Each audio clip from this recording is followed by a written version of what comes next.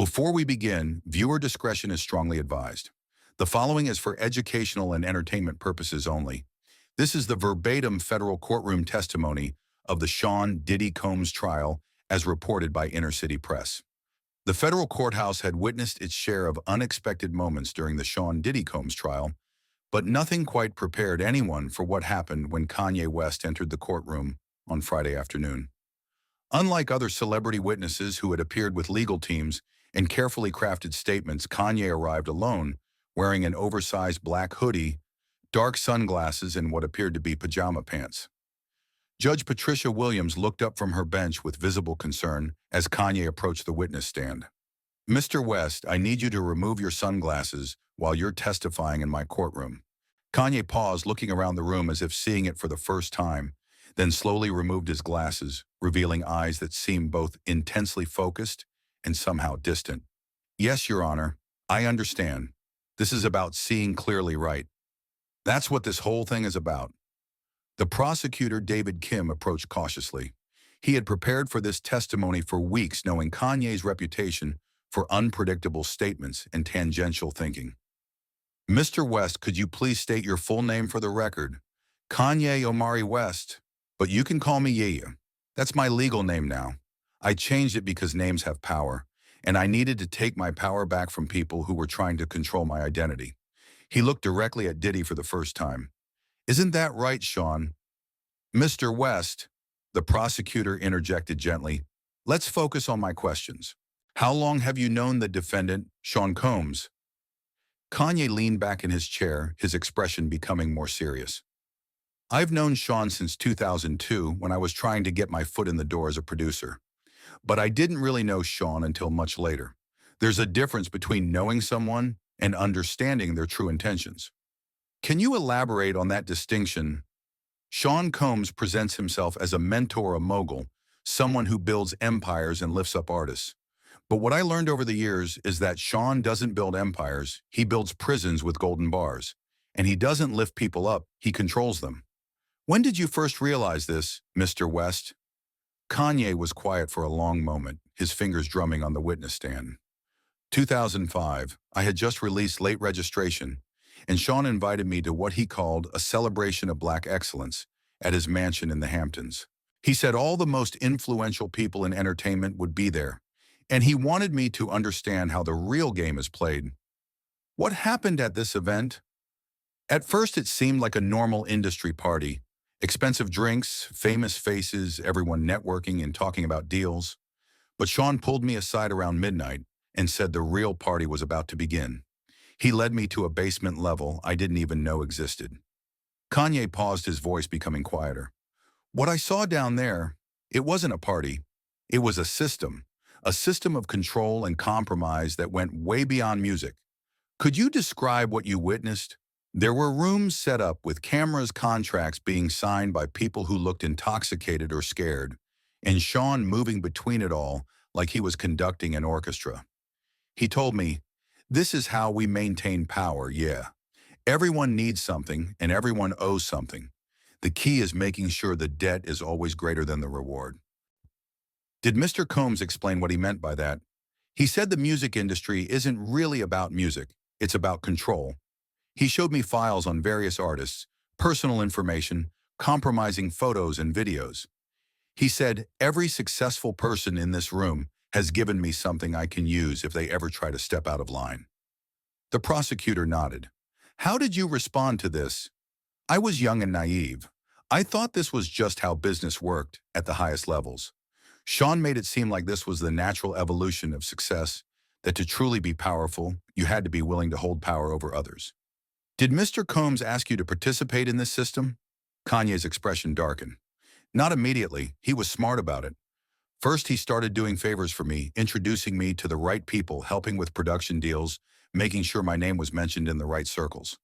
He was building up my debt to him. And then came the requests, small ones at first. 'Hey, yeah, can you bring this new artist to my party?' Or, 'Can you convince this producer to work on my project?' But I started noticing that the people I brought into Sean's orbit would change. They'd become more compliant, more willing to do things they previously wouldn't consider." "Can you give a specific example?" Kanye looked around the courtroom, his gaze settling on the jury. In 2007, Sean asked me to invite a young female artist I was mentoring to one of his networking dinners. She was talented, independent, had strong boundaries. I convinced her to go because I trusted Sean's business acumen. What happened to this artist? After that dinner, she signed with Sean's label. But she also changed completely. She went from being outspoken and creative to being hollow. When I asked her about it, she said she had learned how the business really works and that she needed to be more strategic about her career. Did you continue to facilitate these introductions? For a while, yes. I told myself I was helping people access opportunities, but I started having dreams, nightmares really about what I was doing. I realized I was feeding people to a machine that consumed their independence and authenticity. The prosecutor approached closer. Mr. West, did there come a time when Mr. Combs made more direct demands of you? Kanye's voice became more agitated. 2009. After my incident at the MTV Awards with Taylor Swift, the whole world was attacking me. My career was in jeopardy and Sean called me. He said he could fix everything, but that I would need to show him complete loyalty.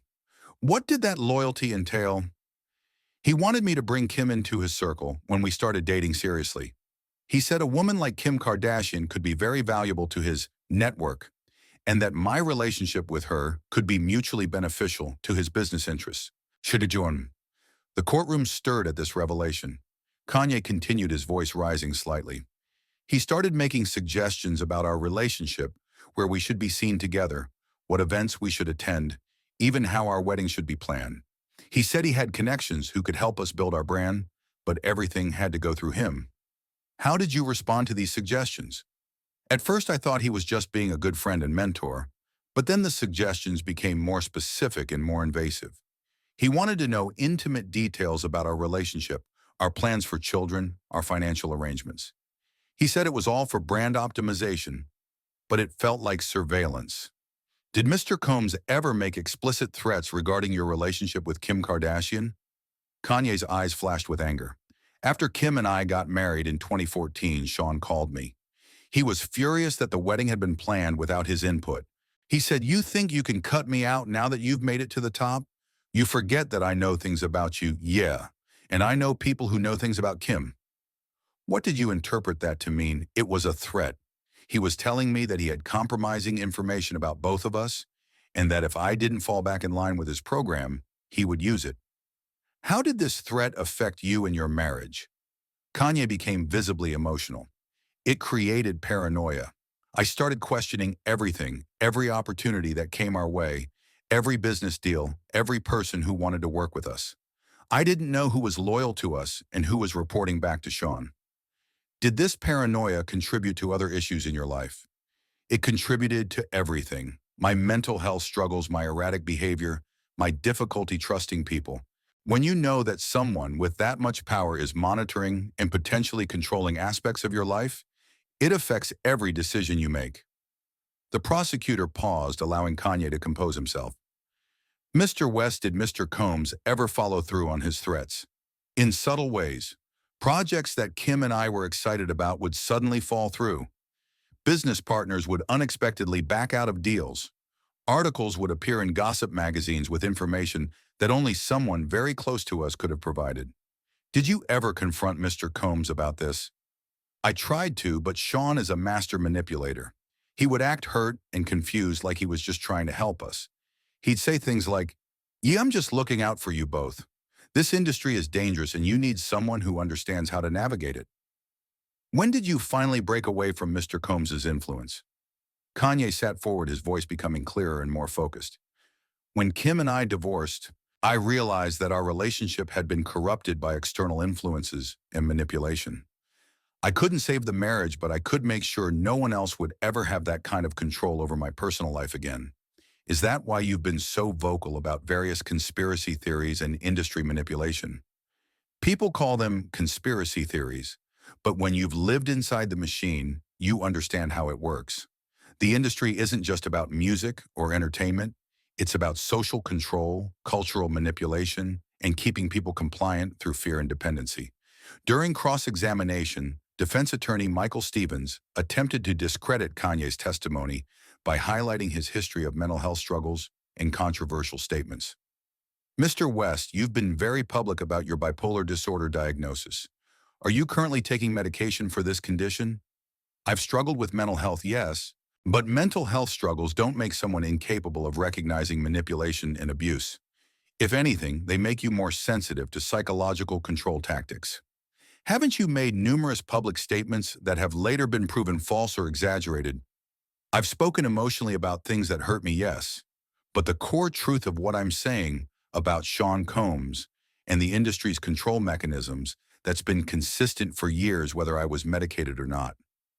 Mr. West, isn't it possible that your interpretation of Mr. Combs' behavior has been influenced by your own paranoid tendencies? Kanye looked directly at the attorney. Sir, paranoia is when you think people are conspiring against you without evidence. What I'm describing is a documented pattern of behavior with specific examples and consequences. The fact that I've been labeled crazy for talking about it just proves how effective the system is at discrediting anyone who exposes it. As Kanye prepared to step down, he asked if he could make a final statement. Judge Williams granted permission. I want people to understand that this isn't just about Sean Combs. He's part of a larger system that uses people's dreams and ambitions against them. Young artists come into this industry wanting to create and express themselves, but they get trapped in webs of control that extend far beyond their careers. I'm not a perfect person, and I've made many mistakes.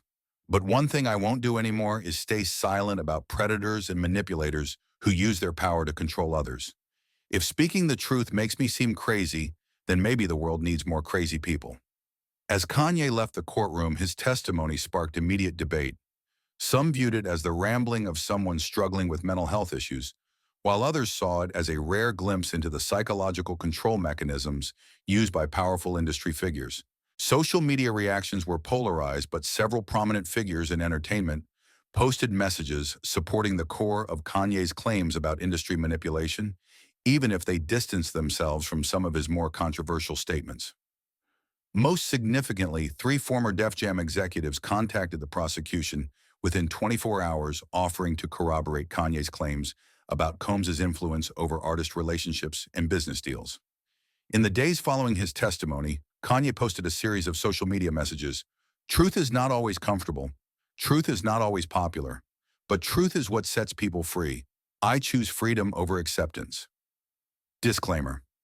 The content above is entirely fictional and created for entertainment purposes only.